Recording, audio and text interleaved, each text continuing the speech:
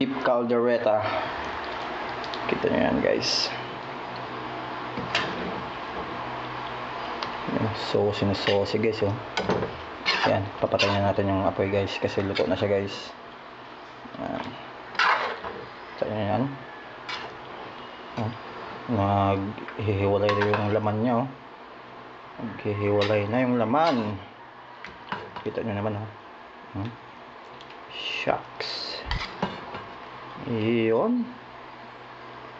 So ililipat na natin siya guys ng lagayan guys. Yan. So beef caldereta for this menu, today's menu. Natin siya guys. Lagayan. Grabe.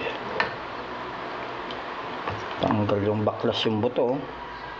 Sobrang lambot. Nilaga ko muna kasi yan.